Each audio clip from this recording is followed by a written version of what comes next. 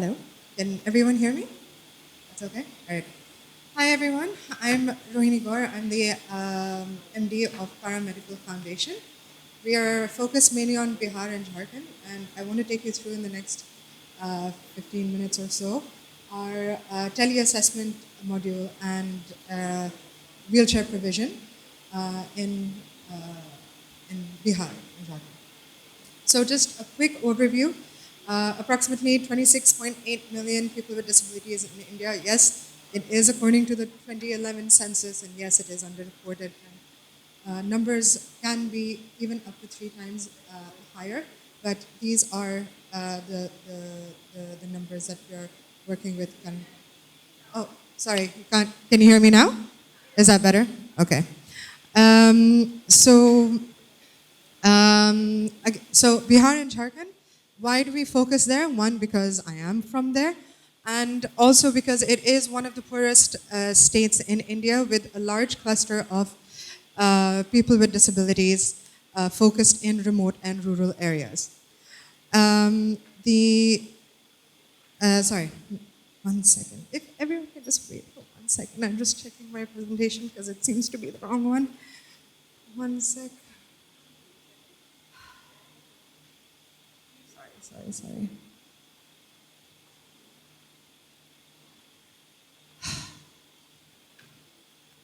Sorry, is this the one that I sent you? Okay. Can I just add? Can I do the proper one? This is the wrong one. Yeah. Can I get the USB? So sorry. I think there was a mix-up.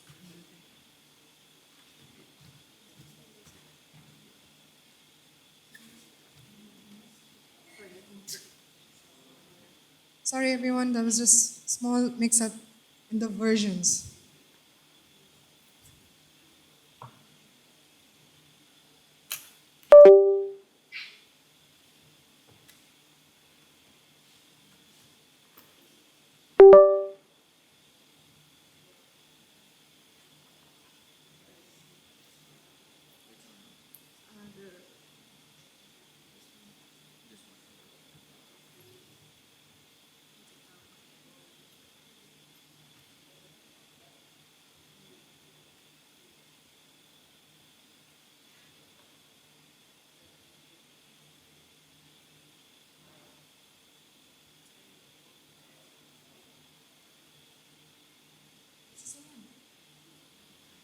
Can you go back to the?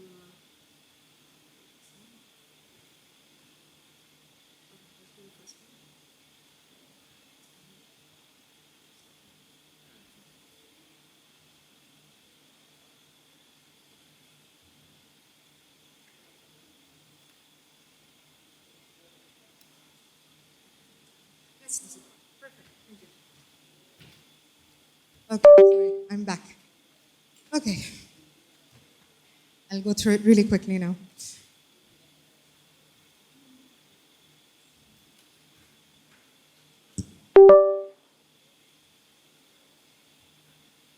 Okay. All right. So, like I was saying, uh, most of the one of the poorest states with a large concentration of the people with disabilities in remote rural areas where accessibility and provision are very difficult. One of the things that did come out in the last couple of years in the COVID era is that the internet users in rural India have increased to 44 times percent higher than urban areas. A couple of the problems in general faced by PWDs in low resource settings: lack of an awareness of their own need and the availability of AT products, affordability of those products, a lack of integration with the healthcare system as well. The wheelchairs given by the government or that they've received from NGOs or other schemes are sort of en masse and not personalized or customized. And there is a lack of training for assistive technology in medical schools or in courses. So there is a lack of AT professionals as well. So the program that we developed was with the main aim of integrating neurorehabilitation and assistive technology to build a cohesive ecosystem where we are trying to put together the medical fraternity, 80 innovators, research and funding organizations, and the end users themselves, which are the people with disabilities. So focusing on our mobility project specifically, we have two projects, mobility project and our vision skills lab. Focusing right now today only on the mobility lab, there are three main pillars of the work that we do.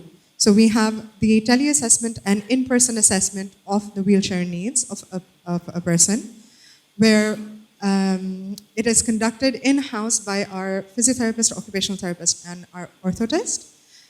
We then, based on the assessments that we conduct, we provide customized appropriate wheelchairs, and it is also assembled in person by our orthotist. And coming back to trying to make this a full circle experience where people don't have to run pillar to post trying to fulfill all their needs, we are also including a virtual peer support network with their care, and e-helper or a caregiver skills training as well. So what are the questions that we aimed to address with our program? Is tele-assessment a suitable alternative to in-person assessment? And what is an ideal wheelchair? So the literature we can go into, but I won't. But essentially, the studies do suggest that tele-assessment may be as effective as in-person assessment in reaching decisions about wheelchair and seat modifications and prescriptions. So what is an ideal wheelchair? This is the core of our work that we do at Paramedical Foundation. So according to the WHO, a wheelchair is appropriate when it meets the user's needs and environmental conditions, it provides a proper fit and postural support, it's safe, durable, and the most important, and the thing that we struggle with the most, is that it's obtained, maintained, and serviced locally. So a few of the things that we do look at when doing the measurements for the appropriate wheelchair is seat width, the footrest length, the back support, the armchair support. So we do take measurements for all of these things and try and give a suitable recommendation for the type of customized wheelchair. This is what you see on screen are a couple of the examples that we do provide to our beneficiaries of customized wheelchairs. It ranges from a rough terrain wheelchair to a folding wheelchair and also a sports wheelchair for para-athletes. So what was the main objective of our study was the efficacy of tele-assessment of customized wheelchairs and their provision in Bihar. So we were to assess the mobility needs of people with disabilities remotely using our modified WHO assessment form, customizing the wheelchair according to the measurements, and delivery to people with disabilities, ideally in only one trip to our center. So in terms of our methodology, how did we select the beneficiaries for our study?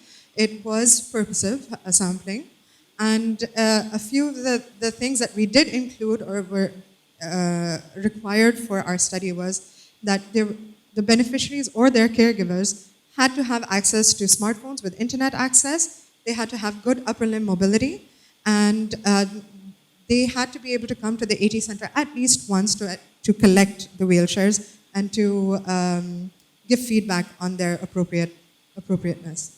The exclusion criteria, at the moment we were not ready to deal with pediatric wheelchairs. Also people with severe spasticity or who were bedridden or who required many months of neuro rehab before the wheelchair provision, we had to exclude from our study, but not from our care. And people who were not able to come to the AT center for receiving their wheelchair, we had to exclude from the study as well. So we tried to make our tele-assessment module very, very simple and doable, no matter where you are or where your beneficiary is located. Around 3 to 4 phone calls, mainly the first 1 or 2 are to set up the environment, make sure that the lighting, the seating, everything is in order. And really, at the end of it, all it required was a tape measure, a smartphone with internet usage and ideally WhatsApp, and a caregiver who could help with the measurements or positioning of the camera, etc. So some of the assessments that we did conduct, which we have modified to our own use, apart from the WHO assessment form. So it is a socioeconomic and environmental, where we take into consideration who is their primary caregiver, indoor and outdoor mobility, what kind of accommodation do they live in, which floor are they living on, what sort of terrain is outside their home, what is their primary living or work environment, how do they transport themselves from one location to the other, their wheelchair experience, their previous wheelchair experience, what kind did they have before, did they receive peer training or any sort of training on wheelchair use. And the most important, what we introduced was a neurological assessment as well, done by our physiotherapist and occupational therapist, and signed off by our a senior consultant neurosurgeon, where we looked into the reason for mobility impairment, whether it was from a disease, whether there were other mobility-related issues like head control, trunk, pelvis, and sitting balance, etc. So the study itself, 32 out of 43 were spinal cord injury patients, 41 were male to female, not because we planned it that way, but mainly the people who did reach out to us or the people in the network were male. When they told their friends about the study we were doing, they also were male. So it just turned out this way. So that has to just be taken into consideration. They were from low-income households or were from below poverty line. And all of them, their primary caregivers were family members. If not wife or spouse, their children. Out of the 43, 38 we provided folding active wheelchairs, 2 were motorized wheelchairs, and the remaining 3 were rigid wheelchairs. So one of the things that we used to assess the impact or the outcome was the FEW form, which is essentially, it's called the Functioning Everyday with a Wheelchair. So it's a post-delivery sort of feedback survey that's conducted, the maximum score of 60. So our study received a 53.3, with operation, reach, and indoor mobility receiving the highest scores, because now these were people who could go to work and had a lot more mobility. The thing that we did score the lowest on was transportation, which was 4.3. So this was skewed, unfortunately, because the people who received the rigid wheelchairs were not able to get on the bus or get on a train without being able to fold the wheelchairs. Another reason for that, the transportation, was there were people who were living hundreds of kilometers away from our center, and basically did not have the funds or the means to travel to our center to receive the wheelchairs with ease. So those were the lowest scores. So in conclusion, tele-assessment, it does help overcome geographical barriers and facilitates the provision of wheelchairs to remote areas, irrespective of whether we're in lockdown or it's COVID or whatever. And the study that we have conducted over the past year, it has been very small. It has been very purposeful, but a larger randomized controlled trial will be required to validate our conclusions. A few things that really did come up was no matter the ease with which we made our tele-assessment module and the provision, people still preferred to come for in-person assessment, because they were able to stay on for neuro rehab at our center. Other mobility issues of theirs or other medical conditions could also be addressed. If they were not digitally literate or were not comfortable using a smartphone, this sort of overcame that. And sometimes they were not able to travel with their caregiver, or like I said, did not have the means or the funds to do that. A few of the barriers that we did continuation of that, the few of the barriers that we did face in the tele-assessment was there is a lack of access to technology and good, strong internet connection in rural areas. There is a lack of digital literacy, like I said. There is a preference for in-person visits. Somehow seeing a medical professional face-to-face is believed or it is preferred over a virtual call. Following with my point on the lack of an ecosystem, that the therapists that we worked with had very limited data to work with because the patient data is not transferred through the network. They go for a consultation somewhere, they have a treatment somewhere. We don't have full access to their full medical data. And yes, language barrier. So India has a total of 780 regional languages and dialects. In Bihar alone, I won't even try to estimate what that number is.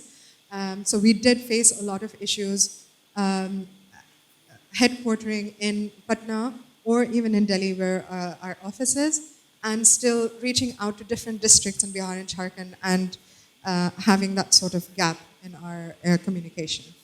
So the message essentially is that with the increased use of smartphones and internet connectivity, tele-assessment is the way forward to reach the remote and rural areas where no man gets left behind. Thank you.